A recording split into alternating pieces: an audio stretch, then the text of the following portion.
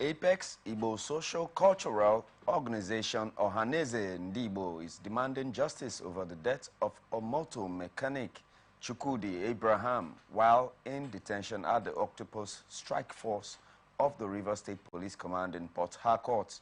This is coming after members of the Ohaneze Ndibo gathered at the spare parts market in Ikoku, Maitu axis of Port Harcourt, where the deceased shop is located, and marched around the place after they had paid a condolence visit to his family. During the protest, they insisted that Chukwudi's death in January this year was suspicious and called on the Inspector General of Police to order a thorough investigation to ascertain the circumstances of his death and unmask the perpetrators and make them face the law. Speaking, the Eze Ndibo in Rivers State and Bayelsa State, Sam Nwokolo, said the deceased was arrested by the Tactical Police Unit led by a senior officer under what he described as detained illegally, and also debunked claims by the police that Chukwudi was a kidnapper and detained him illegally, saying a close examination of the deceased body showed that he was tortured, which resulted to his death. Also speaking, the deceased's younger sibling, Chibueze Abraham, expressed bitterness that his brother was arrested on the 11th of January 2024, but that the police denied the family and their lawyer access to him, while it would be recalled that the spokesperson of the State Police Command, Grace Iringe Koko, in a statement denied that the deceased was not tortured as alleged, saying he was implicated in kidnapping, armed robbery, and cultism.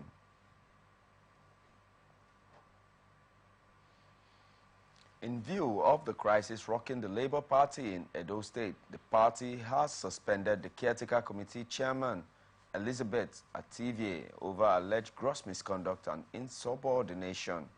The decision was taken at an enlarged meeting of the State Working Committee, which was attended by local government chairmen and secretaries of the party, and the development is coming less than 1 week after she was sworn in as caretaker chairman of the Labour Party in the state by the national leadership of the party after the dissolution of the state ESCO led by Kelly Obaloy.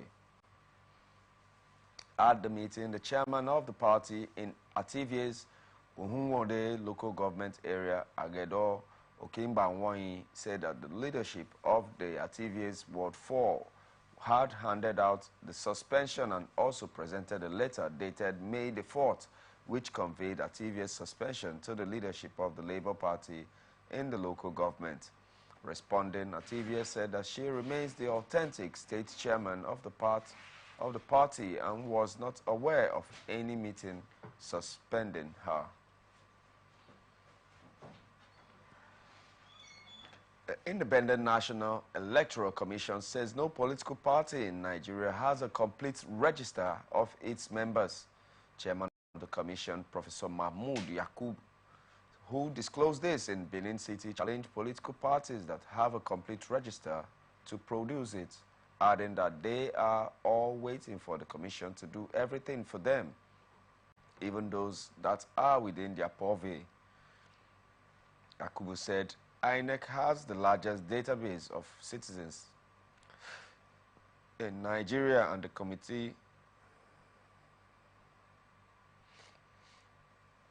Commission has 93 million citizens that have completed their biometrics on its register.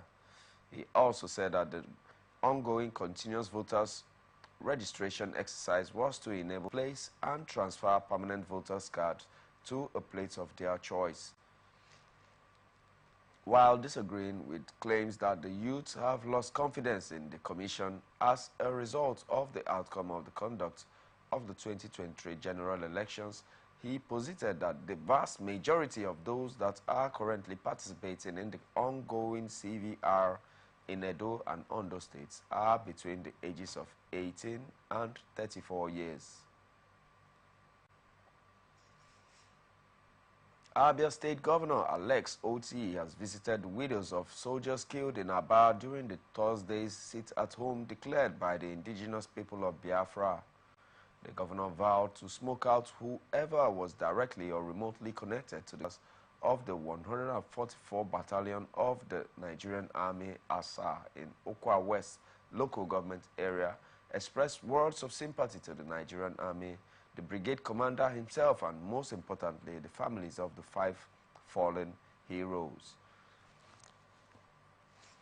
While condemning the killing, which he attributed to criminals who want to destabilize the state, said that the government will continue to condemn the dastardly act while describing it as a very irresponsible act committed by criminals who do not want any good for society, and also declared automatic scholarships for the deceased children up to university level, assuring them that he would also ensure that the scholarship is legalized by the State House of Assembly to ensure that successive governments in the state will continue with the trajectory. Earlier, the brigade commander of the 14th Brigade Ohafia, Brigadier General Olushola Diya, said that they were not relenting in their efforts to apprehend the act, adding that the military is gathering intelligence to bring whoever that is directly or remotely connected to the killing to book. The National Agency for the Prohibition of Trafficking in Persons has arraigned an 83-year-old woman, Clara Chinwe, founder of the Arrow of God orphanage in Anambra State, for allegedly buying and selling of human beings for any purpose. A statement signed by NAPTIP's communication officer Adekoye Vincent on Sunday, Ogo was arraigned before a federal high court, Oka Judicial Division, presided over by Justice Hawa Yilwa. And this is coming after the Anambra State government in October 2023 handed over the founder of the Arrows of God Community Children's Home, Onisha, Reverend D.C. Ogo, to the National Agency for Prohibition of Trafficking in Persons, and the orphanage came under scrutiny in 2023 and exposed the alleged illicit activities related to illegal adoption and sales of babies linked to the orphanage. Clara Ogo pleaded not guilty to the charge, while presiding judge granted her bail with a bond of 1.3 million naira and 2 shorties in like sum. She was subsequently remanded at the Onisha Correctional Facility pending the fulfillment of her bail conditions, while the case has been adjourned to July the 10th, 2024 for trial. Voice of Disability, a non-governmental organization that advocates for the protection of rights of persons with disability, especially women and the girl child, has called on Ebonyi State Governor Francis Nwifuru to domesticate the law against discrimination of persons with disabilities in the state. The group made the appeal in collaboration with the Joint National Association of Persons with Disabilities in a communique signed by its director, Catherine Ede, while calling for the establishment of a commission for persons with disabilities. They also called for the establishment of disability desks and engagement of sign language interpreters in government institutions, especially healthcare facilities, to enable persons with disabilities to access healthcare services. The Seaport Terminal Operators Association of Nigeria said that the prolonged closure of a section of the outboard lane of Marine Bridge in Apapa, Lagos, is slowing down the evacuation of already cleared cargoes from the Lagos Ports Complex Apapa. The chairman, Vicky Hastrop, who disclosed this in a statement, appealed to the government to speed up ongoing repairs on the bridge to ensure its prompt reopening.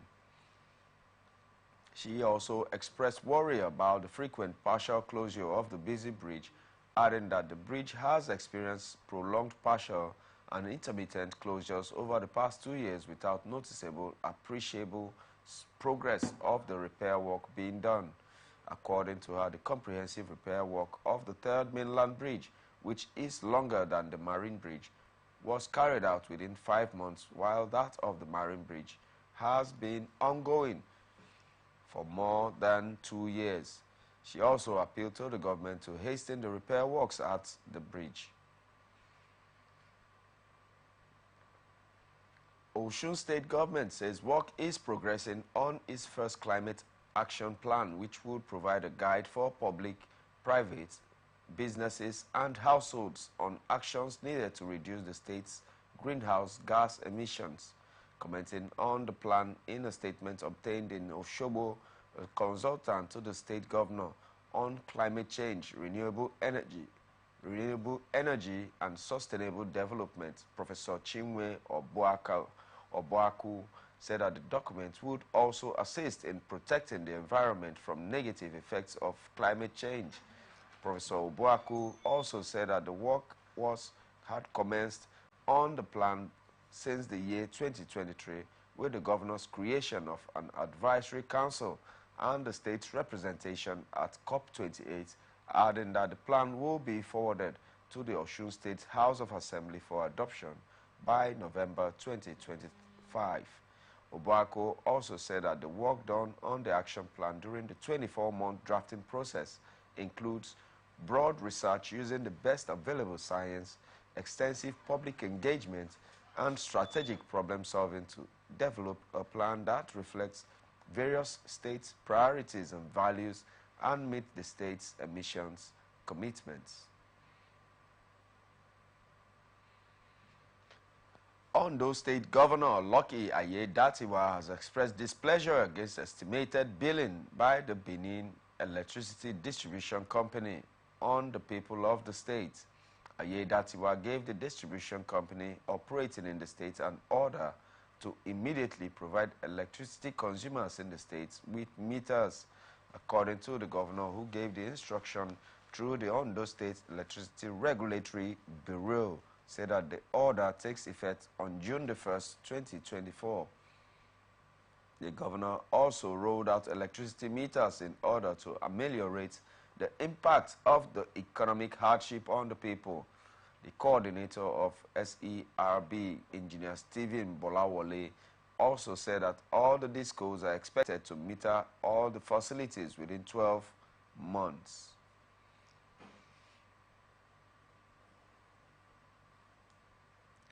Former Ogun State Governor Benga Daniels said that his administration laid the foundation for the present Ogun oil exploration status. This is coming after the Nigerian National Petroleum Corporation Limited had on Friday declared Ogun State as a frontier state for oil exploration. A statement on Sunday congratulated Governor Dapo Abiodun on the development, adding that the declaration of the state as a frontier state for oil exploration was a fulfillment of the vision started by the establishment of the Gateway Oil and Gas Development Limited in 2003.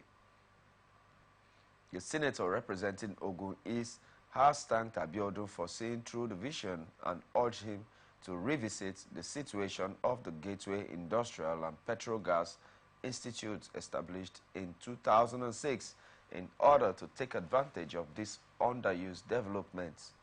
He also appealed to the governor to see the pending construction of the Makun-Omi Bridge via Efire, which his administration planned but failed to realize.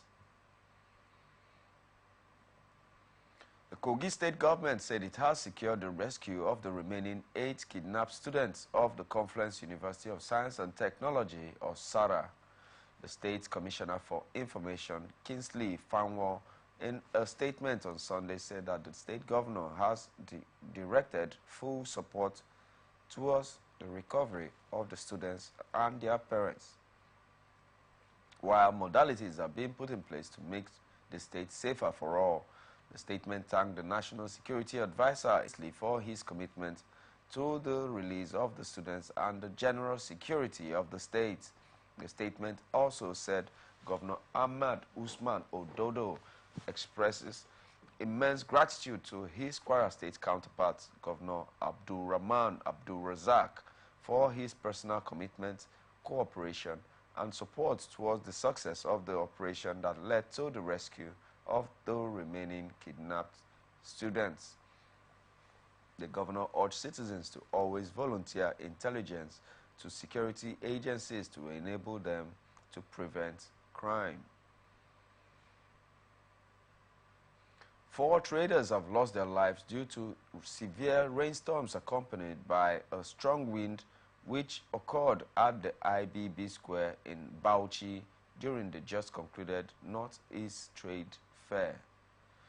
Eyewitnesses said that the storm, which began last night, killed 2 people on the spot and caused significant damage to the Gombe and Yobe State Pavilion, as well as several business tents within the trade fair complex. 2 other injured victims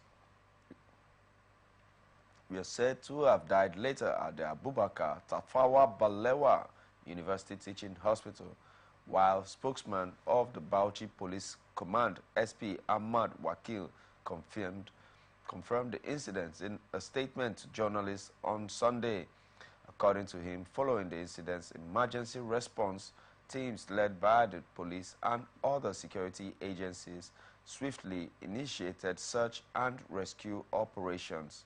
Trade fair was organized by the Northeast Chamber of Commerce, Industry, Mines and Agriculture and supported by the 6 states of the region, while Nigeria's Vice President Kashim Shettima inaugurated the 15th edition of the joint domestic trade fair in Bauchi on May the 18th, 2024. Kano State Police Command said it had foiled an attempt by suspected thugs to invade the residence of the state's All Progressive Congress chairman, Prince Abdullahi Abbas. A statement by the command spokesperson, SP Abdullahi Kiyawa, on Sunday in Kano said that on May the 31st, a distress call was received from Chiranchi Junction in Gwale local government area of the state, and it was reported that the thugs, armed with dangerous weapons, were pelting people with stones and attempting to enter the APC chairman's house. Kiyawa said that a team led by the divisional police officer, Gwale Division, responded swiftly, foiling the attempted invasion and restoring normalcy to the area, adding that efforts are currently underway to apprehend the suspect. He assured the residents that the command was investigating the matter. You are watching Transition on Atlantic Television Network. We'll return shortly after this break. Please stay tuned. Corruption not in my country. Driver, why you just dey jack us up and down like this now? I hope nobody carry belle. Why you ask o? Because this road wey you dey see so, e no guarantee safe delivery o. We just dey vote for God, but we no get good governance. At all. Road so e no dey. Light o usai. The infrastructure nko, e come turn to be forbidden fruit for the city. Corruption, spoil everything.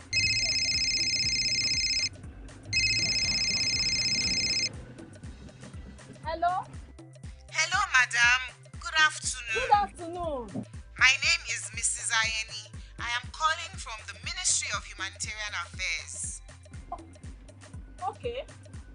Okay, I've been expecting your call. Madam, remove this your phone from loudspeaker. No vex, now my phone be like that. Hello? Are you there? I hear, I'm hearing you. Yes. We saw a copy of your invoice for computers, printers, and laptops. Yes. Are you working on them now? Ma, the prices you quoted are way too high now. Madam, sorry, please don't cost. We found the laptop you said is 1.8 million naira for 600,000 naira. Hello? Now my body network there. I can't hear you. Network is bad. Madam, we can hear you. Continue. Hello, I can't hear you. I will call you back. Their behavior no good now. Madam, now this kind behavior they kill our country. You suppose do things differently. Make Nigeria for better. Corruption not in my country. This message is brought to you by the Akin Fadehi Foundation, the MacArthur Foundation, And with broadcast support from Atlantic Television Network.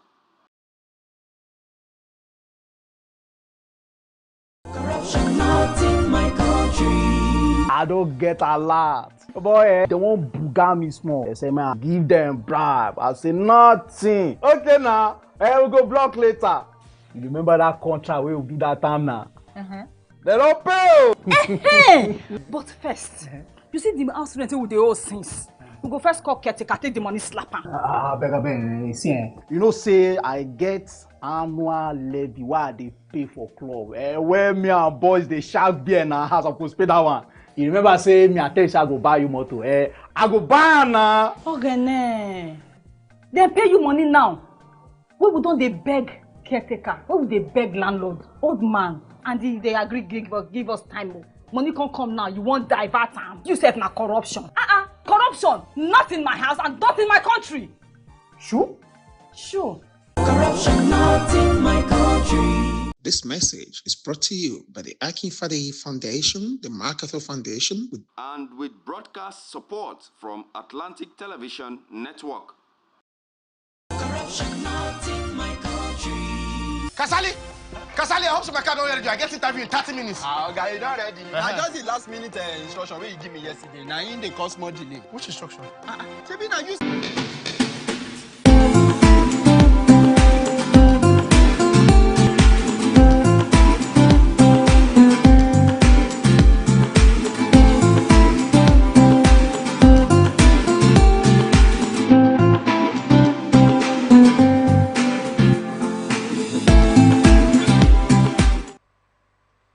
Welcome back to Transition News on Atlantic Television Network.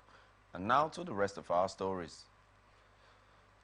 Leadership of the Nigeria Labour Congress and the Trade Union Congress are insisting that they will go ahead with the planned strike action over the minimum wage that will continue as scheduled. The leadership of the two unions confirmed this on Sunday, June the 2nd, despite the last-minute efforts by the leadership of the National Assembly to prevent the potential economic shutdown by the unions. Unions say that they will meet in order to take a decision on the appeal by the National Assembly to suspend the strike and allow for more dialogue. The leadership of the National Assembly and that of the Organized Labor NLC had held an emergency meeting to avert the proposed national strike. The meeting, which was held at the National Assembly complex, was presided over by the President of the Senate, Senator Godswill Akpabio, with the Speaker, House of Representatives, Tajuddin Abbas, in attendance. Present at the meeting were principal officers, chairmen of various committees from both chambers, the Secretary to the Government of the Federation, Senator George Akume, led by the ministers to the meeting, while the NLC President Joe Ajero and the TUC President Festus Osifo led members of the organized labor. Akpabio, in his welcome address, assured that the legislative arm of not taking over the job of the executive and that of labor, pointing out that it will be difficult to negotiate with the unions while the strike is on. Whatever agreement we come to will be mutually beneficial to all, the government and the workers. So we are all concerned. We are in the same shoe. We are wearing the same shoe, and we'll be very glad to have something that is workable. But we must also be mindful of collateral damage. I don't want us to, in the course of trying to arrive at minimum wage, we end up with a lot of serious issues of unemployment. Because as soon as we arrive at a minimum wage, we'll expect the private sector to also adhere. And then if they are unable to do so, the next thing will be retrenchment of workers. So we will look at the issues, and as we walk on the tightrope, we must do the balancing act. So at this point, and I'm sure some of you recall what the Independence Anniversary lecture. The one thing that this country and this government can do to eliminate corruption in the long run is to embrace living wage. There is no two ways about it. But we should also be mindful that the mistakes of several decades cannot be repaired within one day. It is going to be a gradual process.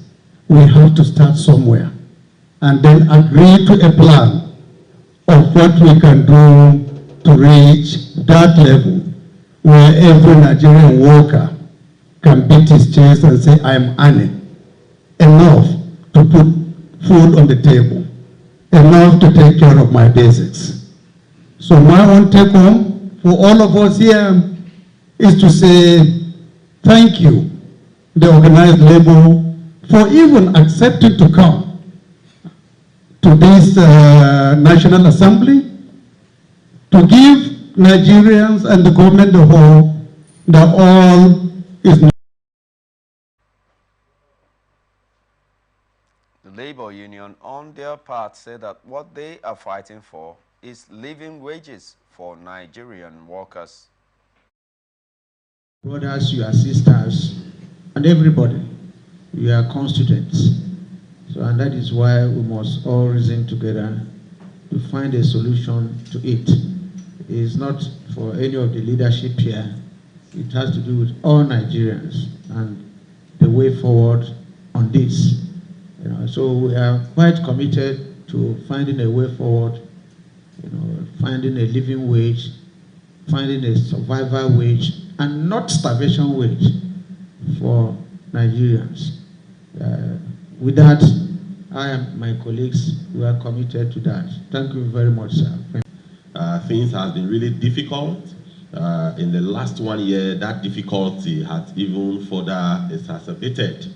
And that is why this year's minimum wage conversation is a bit tough and it's a bit difficult, because when you are negotiating under a difficult environment, it's always very, very difficult. So this is a special minimum wage negotiations, and for us, it's been the last 3-4 months has been tough. And Nigerians are waiting for us to give them a wage that at least could assist them in paying transportation to work, could feed them, could house them, and clothe them. These are the basic necessities of life. Not even a wage to buy a car or a wage to build a house, but to meet the basic necessity of life. The meeting entered into an executive session for them to brainstorm, but ended in a deadlock as the unions were insisting to go ahead with the strike action as scheduled.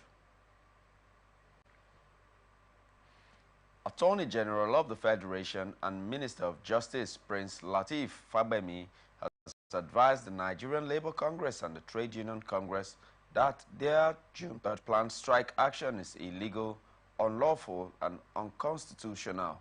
He warned them to shelve the strike and return to the negotiation table, and not to condemn the law guiding labor disputes. In a letter to the leadership of the two workers' umbrella bodies on the consequences of their actions in respect of the planned strike, the AGF faulted the mood of its declaration as being in gross violation of the labor laws. The Attorney General of the Federation and Minister of Justice, Prince Lateef Fagbemi, has notified the Nigerian Labour Congress and the Trade Union Congress that their June 3rd planned strike action is illegal, unlawful, and unconstitutional, and therefore warned them to shelve the strike and return to the negotiation table. He said the two bodies also violated the International Labour Organization and other labor laws because the conditions precedent for declaring of strike actions were neither employed nor met. Maritime Workers Union of Nigeria says it will shut down ports, terminals, and jetties in compliance with organized labor's Monday indefinite strike action. The move follows the federal government's failure to sign and implement a new minimum wage and reverse the April 3rd electricity tariff hike. Spokesman of the union, Kennedy Ikemefuna, said in a statement that the indefinite nationwide strike exercise will affect port operators and operations. This is coming after the Nigerian Labour Congress and Trade Union Congress issued a joint statement notifying its members to mobilize for an indefinite strike on Monday, while members of the National Union of Electricity Employees had also threatened to shut the country's power sector in compliance with the strike. Similarly, the Nigeria Union of Petroleum and Natural Gas Workers, NUPENG, had commenced mobilization to down tools to join the indefinite strike. Former President Chief Olusegun Obasanjo said that Nigeria is becoming more volatile, uncertain, and complex for leaders in the country. He said insecurity had made the country a dangerous place filled with so much suffering and hunger, adding that the leadership had to wake up to responsibilities in order to create a better world for all Nigerians. He disclosed this in Lagos at the African Methodist Council Heads of Conference Summit and the Women's Movement Leadership Summit, where he was the chairman of the public lecture. He said Nigerians need a new generation of leaders, moral leaders, transformational leaders, and servant leaders, stressing that Nigeria is now volatile, uncertain, complex, ambiguous, and dangerous. Obasanjo recalled the antecedents of the late South African freedom fighter Nelson Mandela and preacher Desmond Tutu, who advised him to contest the presidency for the second time, adding that the discovery of crude oil in Nigeria was the beginning of the country's misfortune. The High Court of the Federal Capital Territory has reserved judgment in a 500 million naira libel suit instituted by a former Minister of Foreign Affairs, Geoffrey Onyema, against the career ambassador Lillian Ono. The court will also deliver a verdict in a counterclaim filed by Ono against Onyema, in which she is asking for 2 billion naira compensation against the former minister. Justice Keziah Ogbonnaya, after taking arguments in the final addresses of parties in the suit, reserved judgment and announced that the date for its delivery will be communicated to them. Onyema had sued Ono, an ambassador in the Federal Ministry of Foreign Affairs, who is also a sister to his former wife, for libel, alleging that she defamed him in several memos she sent to the then president, Muhammadu Buhari, while he was the minister. The former minister asked the trial judge, Justice Ogbonnaya, to award him 500 million naira as compensation against Ono and 2 other defendants, Akelicious Media Company and Newswire Law and Events magazine, for their defamatory publications against him, while Ono alleged large-scale stealing by staff members of the Foreign Service of funds belonging to Nigerian embassies and high commissions. The 2023 Labour Party presidential candidate Peter Obi says that the last general election showed that Yorubas don't hate Igbos. Obi said that the election was not a Christian or Igbo agenda, but the 2023 general election saw Nigerians unite across tribe and religious lines, adding that the poll corrected the impression that Yorubas hate Igbos. The former Anambra State governor, who spoke while receiving the 2024 Courageous Citizen Award from the Nigerian American Coalition for Justice and Development in Abuja, if turnaround was an indication that Nigerians desire a change from the status quo. Who became third in the 2023 presidential election after trailing his counterpart from the People's Democratic Party, Atiku Abubakar, and the winner, President Bola Tinubu of the APC, or Progressive Congress. Prior to the election, a lot of Nigerians bought into Obi's ideology and voted massively for him under the name Obedience, while Obi's followers cut across the length and breadth of Nigeria. Joint Admissions and Matriculation Board has rescheduled its 2024 Unified Tertiary Matriculations Examinations for 24,535 candidates. JAMB rescheduled the UTME due to the substantial non-compliance with its standard in the centers of the candidates. Also, the candidates to print their supplementary examination notification slips from the Tuesday 4th of June 2024 to ascertain their designation and designated examination centers. A statement he signed on Sunday, JAMB's spokesman, Dr. Fabian Benjamin, said that the board had also released additional 3,921 withheld results. Meanwhile, 3,921 outstanding 2024 UTME results that had been cleared have now been released. And on to some business news. Minister of Solid Minerals Development, Dr. Dele Alake, says that plans are ongoing by the federal government to establish 6 mineral centers in the 6 geopolitical zones. Alake, who disclosed this in Abuja, said that the plan was part of President Bola Tinubu's administration's commitment to diversity the country's economy by developing key sectors such as the solid minerals industry.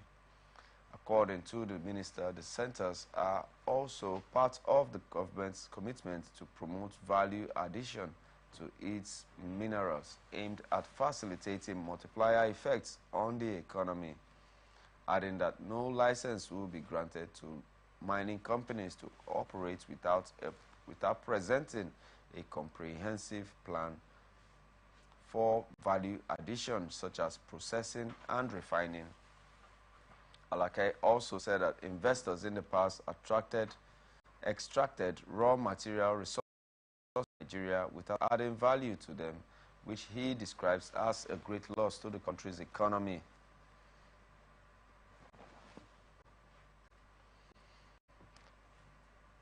Civil society organization known as Center for Social and Economic has reported a commercial bank, First Bank of Nigeria, to the Central Bank of French funds diversion of 40 million.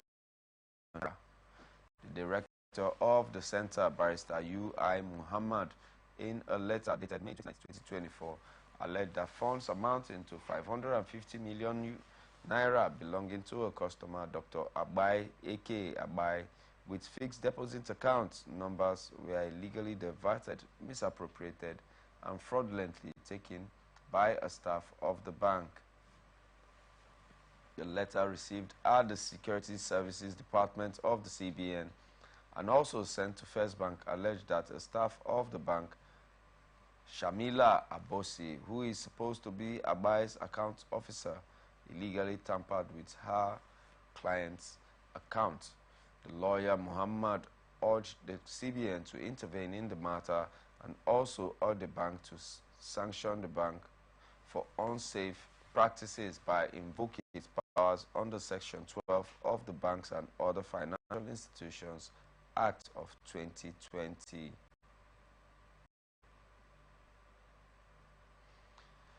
British Airways has opened its newly renovated lounge at the Lagos airport following a 6-month refurbishment. A statement sent by British Airways said that the space has been cleverly designed to give customers more room to enjoy an upgraded food and beverage experience, adding that the revamped space, designed to provide an upgraded dining, relaxation, and walking experience, spans 360 square meters and features zones tailored to various customer needs. The airline disclosed that customers could also pull up a chair at the newly built bar, where a bartender would serve drinks including cocktails, wines, and soft drinks. British Airways Chief Customer Officer Kalum Lamin also said that the the airline is focused on investing in the entire customer journey, not just on board. ExxonMobil say it is awaiting the Nigerian National Petroleum Company Limited to lift the injunction preventing the sale of assets to Seplat Energy.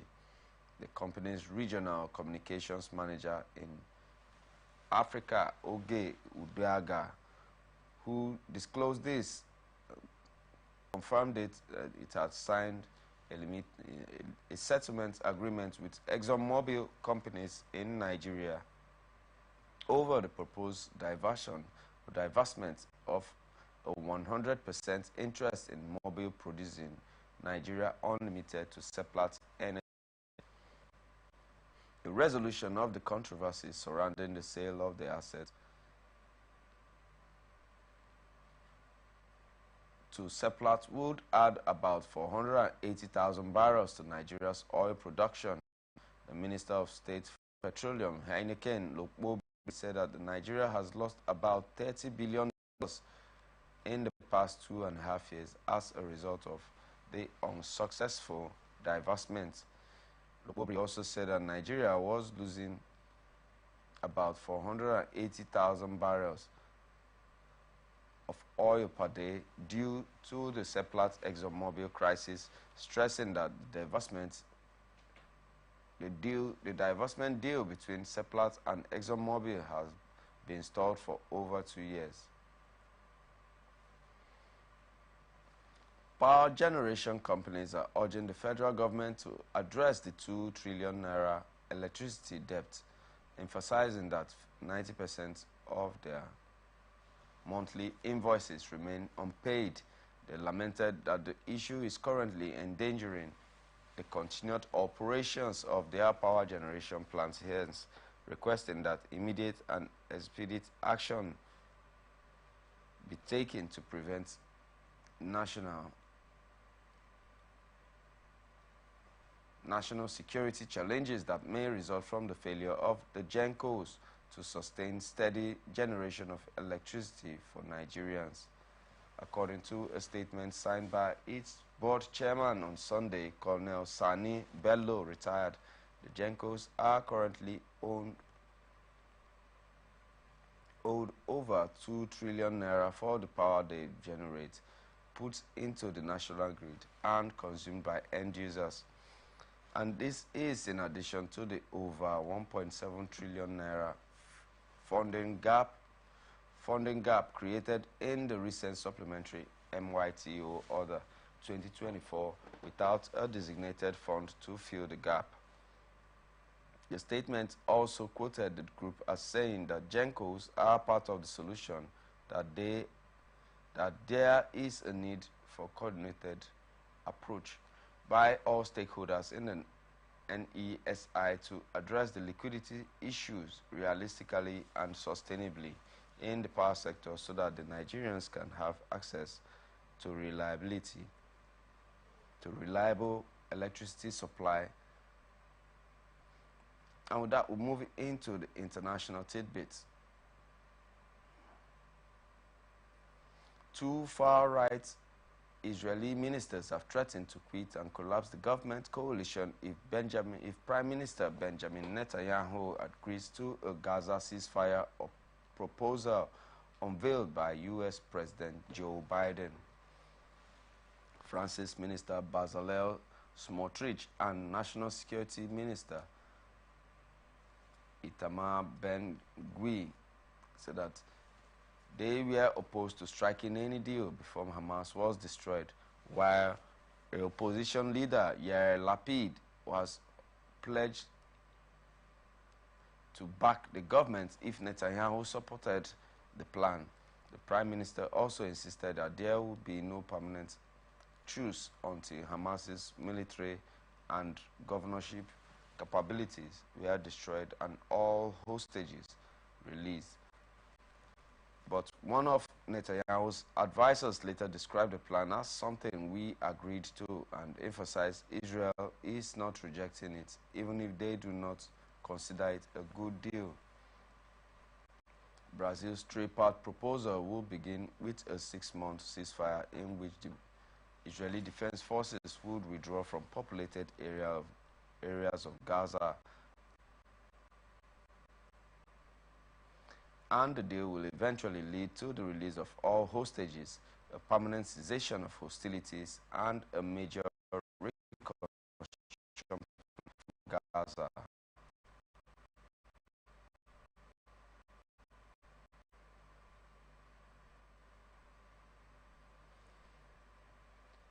Many demonstrators also demanded Netanyahu's resignation, and some feared that the prime minister could torpedo the proposal. A group campaigning to bring home Israeli hostages captured by Hamas has warned that such a move would endanger the lives of those held in Gaza, while scuffles broke out between protesters and police, who used mounted officers and water cannon to disperse the crowds, and some demonstrators have been detained. Protests have become a fixture in Tel Aviv in the recent months as families of hostages and other anti-government campaigners have held rallies calling for a hostage deal, as well as Netanyahu to step down or call an election. In a joint statement, mediators from Egypt, Qatar, and the U.S.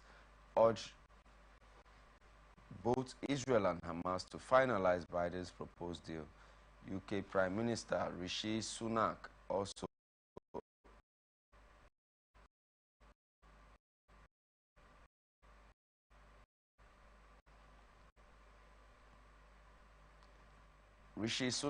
offered his backing so that his government could Gaza with far more aid if Hamas accepts the ceasefire plan.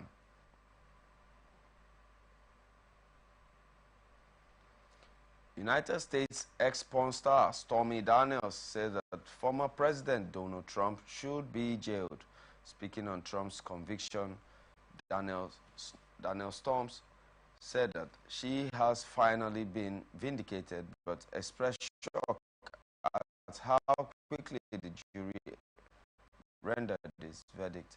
This is coming after a New York jury convicted Trump on all 34 felony charges of falsifying business records in the final stages of the 2016 presidential campaign to cover up a sex scandal involving Daniels, and each of the charges came as a possible 4-year jail term. Trump faces 3 other criminal trials, including one related to the efforts to overturn the results of the 2020 presidential election. He lost to Biden. Daniels also accused the White House hopeful of being completely and utterly out of touch with reality and compared him to a child. Ukrainian President Volodymyr Zelensky has faulted Russia and China on attempting to undermine his upcoming global peace summit in Switzerland. He said Russia was trying to dissuade other states from attending the event and that China was working to do this as well. Speaking at an Asian Security Forum, he also said that there were elements of Russia's weaponry that come from China, while China says that it does not. China says that it does not side with either side of the Ukraine war, a position that has been increasingly questioned, particularly by the U.S., and Beijing is accused of aiding Moscow to send components of weapons, and it is also seen as propping up the Russian economy by purchasing vast quantities of oil and gas, softening the impact of the Western sanctions. And Zelensky made a surprise appearance at the Shangri-La Dialogue in Singapore, attended by defense chiefs from around the world, including U.S. Secretary of Defense Lloyd Austin and Chinese Defense Minister Dong Juan. And the visit was aimed at drumming up support for the Asian countries. while regional leaders also urged delegates to attend the summit due to be held later in June, and it would focus on achieving nuclear security, food security, and the release of prisoners of war and Ukrainian children held in Russia.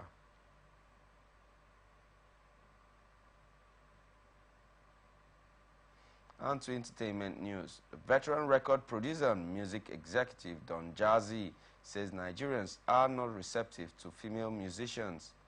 The Marvin Records said that it is sad that Nigerians don't consume much music from female artists compared to their male counterparts, despite their hard work. Reposting this tweet, Don Jazzy wrote, and it is so sad that the women put in so much work. Nollywood actor Jim Iyke said that he struggles with making friends, adding that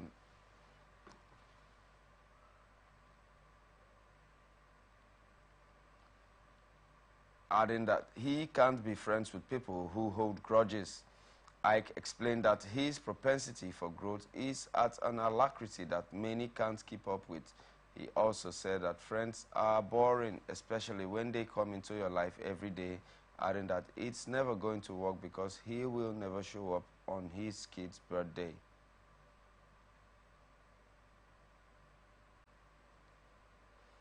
And viewers, that's the size of the package. Thanks for joining us. I am Raymond Ken Mbata. You can follow us on our social media handles, YouTube and Facebook, Atlantic Television Network.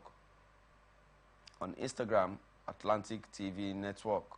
Peace and unity are the pathways to progress. Thank you, and stay tuned for Society Watch coming up next.